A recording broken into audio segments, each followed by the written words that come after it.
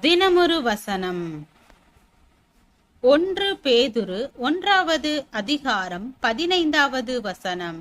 உங்களை அழைத்தவர் பரிசுத்தராகி இருக்கிறது போல நீங்களும் உங்கள் நடக்கைகள் எல்லாவற்றிலேயும் பரிசுத்தராயிருங்கள். முதலாளி ஒருவன் தான் வெளியூர் போய் திரும்பி வரும் வரைக்கும் தான் நட்டு பராமரித்து வரும் பூச்செடிகளை நன்கு கவனிக்கும்படி வேலைக்காரனுக்கு சொன்னான்.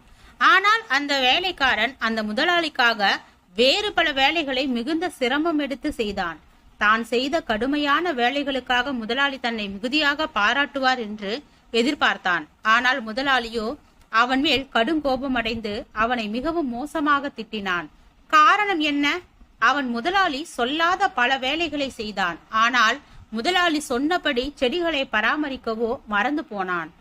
பலர் பக்தியாய் பல காரியங்கள் செய்கின்றனர், பல ஊழியங்கள் செய்கின்றனர், பல சமூக சேவைகளை செய்கின்றனர், பல விதங்களில் தேவனுக்காக தியாகமான காரியங்கள் செய்கின்றனர்.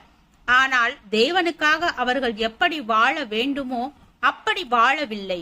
நாம் கர்த்தருக்காக என்னென்ன செய்கின்றோம் என்பதை விட அவருக்காக நாம் எப்படிப்பட்ட ஒரு வாழ்க்கையை வாழ்கின்றோம் என்பதே முக்கியமானது. கர்த்தர் நம்மிடம் பிரதானமாக எதிர்பார்ப்பது அவருக்கு பிரியமாக வாழ்கின்ற ஒரு வாழ்க்கை முறைதான். நான் பரிசுத்தராய் இருப்பது போல நீங்களும் எனக்கேற்ற பரிசுத்தவான்களாய் இருங்கள் என்பதே தேவனுடைய முக்கியமான பிரியத்தை வெளிப்படுத்தும் கட்டளை. அன்பாயிரு, சாட்சியாயிரு, பரிசுத்தமாயிரு, உண்மையாயிரு, சாந்தமாயிரு என்பவைகளே அவர் நமக்கு கொடுத்த பிரதான கட்டளைகள்.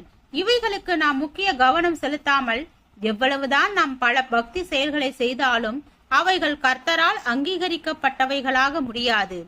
நல்ல செயல்கள் இருக்க வேண்டும். பலவித மக்கள் சேவைகள் தேவைதான்.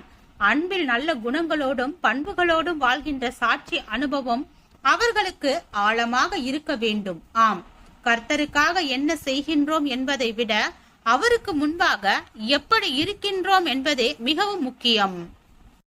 ஜெபம். தேவனுக்கு ஸ்தோத்திரம். தேவனே, நாங்கள் எங்களுடைய வாழ்க்கையில் உமக்கு சித்தமான, உமக்கு பிரியமான உம்முடைய வழிகாட்டுதல்களை பின்பற்றி வாழ கிருபை பாராட்டும். ஆமென்.